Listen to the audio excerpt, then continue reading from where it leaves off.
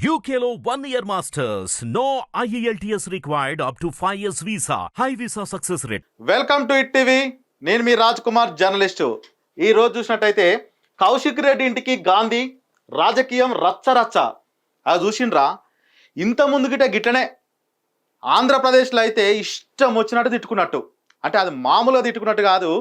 ఏందనంటే నువ్వెంత నేనెంత అని చెప్పి ఇంటోళ్ళని బయటేయడం, ఆడోళ్ళని బయటేయడం, ఇట్లేయడం అట్లేయడం అయితే మనం నిన్న చూసినాం కదా.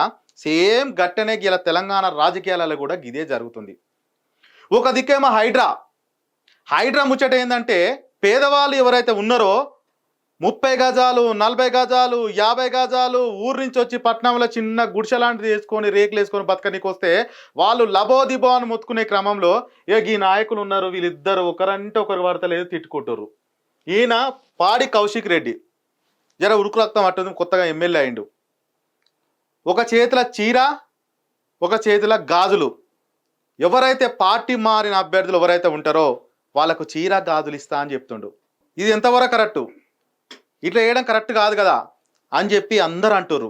ఇంకా ఈ ఎమ్మెల్యే ఉన్నాడు, నన్ను ఇట్లాంటవా అట్లాంటవా అని చెప్పి ఈయన ఏం చేసి డైరెక్ట్ నోటికి ఇష్టం వచ్చినట్టు అన్పార్లమెంటరీ లాంగ్వేజ్ మాట్లాడుతూ, ఇష్టం వచ్చినట్టు మాట్లాడుతూ అనేకమైన ఆరోపణలు చేసి ఏం చేసిండు, ఈయన అభివృద్ధి కార్యక్రమాలల్లో పోటీ పడాలి, సీసీ రోడ్లు కానీ, పింఛన్లు కానీ, నీళ్ళ గురించి కానీ, లేకపోతే అక్కడ ఉన్న వైద్యశాల గురించి కానీ, సర్కారు పనుల గురించి కానీ అట్లాంటి దాంట్లో పోటీపడి నిరూపించాలి. వీళ్ళు ఏం చేస్తుర్రు, నువ్వెంత నేనెంత అని చెప్పి ఈ ఎమ్మెల్యే గారు పోయి వీళ్ళ ఇంటికి పోయినగా, నీ ఇంటికి రా, బయటికి రా, చూసుకుందాం అంటే వీళ్ళు ఒక రాజకీయ నాయకులు. ప్రజాస్వామ్యంలో డాక్టర్ బాబాసాహెబ్ అంబేద్కర్ ఓటు హక్కు ఇస్తే ఆ ఓటు హక్కుని ఇంత దుర్వినియోగం చేసే ఎమ్మెల్యేలా వీళ్ళు అని చెప్పి ప్రజలైతే అనుకుంటుర్రులా. ఇక నేను ఒక్కటే మాట చెప్తున్నా, ఇక వీళ్ళిద్దరు చెప్పేది ఏందనంటే మీరు ఏమైనా ఉంటే ఇద్దరు రాజీనామా చేసి ఏదన్నా ఊరికి పోయి ఆయనెంత నువ్వెంత ఆయనెంత అని చెప్పి కొట్టుకోరు. కానీ ప్రజాస్వామ్యంలో వండుకుంటూ ప్రజలు మిమ్మల్ని చూసి నేర్చుకోవాల్సిన ఎమ్మెల్యేలు మీరిద్దరు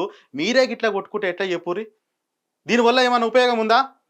ఏం లేదు. అందుకే నేను ఒకటి చెప్తున్నా, ప్రజలారా, మీరు ఓటు వేసేటప్పుడు ఓటు ఏ నాయకుడు అయితే మంచిగా ఉంటుంది, ఎవరైతే మంచిగా ఉంటుంది, ఇవాళ అభివృద్ధి ఎక్కడ పనులు అక్కడ ఎక్కడ వేసినా గొంగడు అక్కర్లా కనిపిస్తలేదా మీ అందరికీ? అనేకమైన విషయాలు ఉన్నాయి, ఇంకా అనేకమైన ఉన్నాయి, ఇంకా పథకాలు ఉన్నాయి, అవి ఉన్నాయి, ఇవి ఉన్నాయి, బయటికి రావాలి. మనకు అనేక రంగంగా మనకు కంపెనీలు దేశాల నుంచి కంపెనీలు రావాలి, వాటికి వస్తే నిరుద్యోగులు ఉండరు, యువతలు బాగుపడతారు. దాని గురించి చర్చించాలి, దాని గురించి మాట్లాడాలి. ఇదేందా కొట్లాటలు వీళ్ళిద్దరిది నాకు అర్థం కాదు. ఇది మన పంచాయతీ అంటారా? ఇప్పుడు దీని ముందలు వేసుకోరు, ఇక అంతా అయిపోయింది, దీని ముందలు వేసుకోరు.